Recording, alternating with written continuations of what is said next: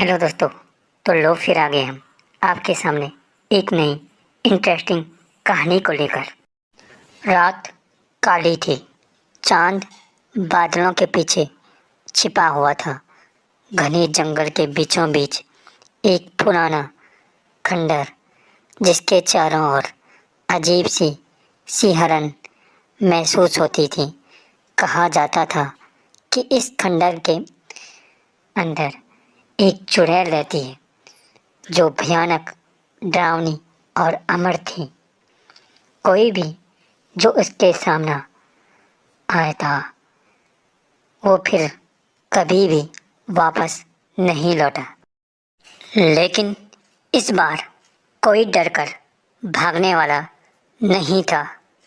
एक साधु, जिसकी आंखों में तेज और माथे पर भस्म का तिलक था, उसी जंगल में प्रवेश कर चुका था। वह निडर था क्योंकि उसे भरोसा था भोलेनाथ उसके साथ है। पर क्या सच में भक्ति से चुड़ैल की शक्ति को रोका जा सकता था? क्या साधु इस रहस्य से पर्दा उठा पाएगा, या फिर यह रात भी किसी अनसुलझे डर में समा जाए? तो देखिए इस अद्भुत कहानी को। एक जंगल था। जंगल के पास एक छोटा सा गांव था। गांव के लोग हमेशा इस जंगल से दूर रहते थे क्योंकि कहा जाता था कि वहाँ एक भयानक चुड़ैल का साया था।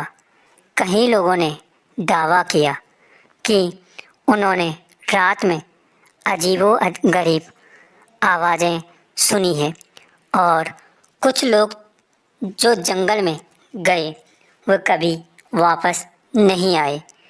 लेकिन एक दिन एक साधु गांव में आया। उसके चेहरे पर तेज था और माथे पर भस्म का तिलक। गांव वालों ने उसे जंगल की चुड़ैल के बारे में बताया, लेकिन साधु ने मुस्कुराकर कहा, भोलेनाथ की कृपा से कोई भी बुराई टिक नहीं सकती। मैं स्वयं इस रहस्य का पता लगाऊंगा। रात होने पर साधु जंगल की ओर बढ़ा। चारों ओर सन्नाटा था। केवल सूखे पत्तों की सरसराहट सुनाई दे रही थी। अचानक हवा तेज चलने लगी और उसके सामने एक डरावनी आकृति प्रकट हुई। वह चुड़ैल अघोरा थी। चुड़ैल ने डरावनी आवाज में कहा, साधु, यह जंगल मेरा है। यहाँ से भाग जाओ, नहीं तो तुम्हारा भी वही हाल होगा जो दुष्टों का हुआ। लेकिन साधु जरा भी नहीं घबराया। उसने शांत स्वर में कहा, मुझे भोलेनाथ का आशीर्वाद प्राप्त है। तेरी माया मेरे ऊपर असर नहीं करेगी। चुड़ैल हंस पड़ी और बोली, बहुत साधु आए पर कोई नहीं बच पाया। और चुड़ैल ने अपने हाथों को हवा में उठाए। देखते ही देखते उसके हाथ में एक हथियार आया और पूरा जंगल अंधकारमय हो गया। साधु ने तुरंत ओम नमः शिवाय का जाप शुरू कर दिया।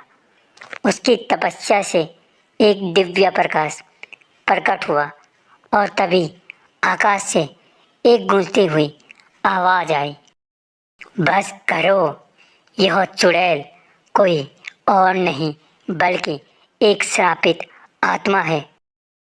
भगवान भोलेनाथ प्रकट हुए। चुड़ैल रोते हुए बोली, भोलेनाथ, मुझे क्षमा कर दीजिए। हे प्रभु, मुझे माफ़ कर दीजिए, मैं इस शराब से मुक्त होना चाहती हूँ। भोलेनाथ ने उसे प्रेम भरी दृष्टि से देखा और बोले, तुमने अपने पिछले जन्म में कोई पाप किए थे, इसलिए तुम्हें यह दंड मिला है। लेकिन इस साधु की भक्ति ने तुम्हें मुक्ति दिला दी। अब तुम आज़ाद हो।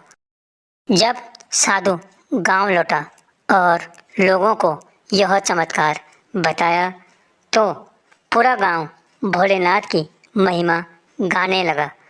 उस दिन से जंगल में कोई डरावनी शक्ति नहीं रही और गांव के लोग वहां निर्भय होकर जाने लगे। तो दोस्तों, इस कहानी से हमें यह सीख मिलता है कि सच्ची भक्ति और अच्छे कर्मों से कोई भी अंधकार मिटाया जा सकता है। ओम नमः शिवाय।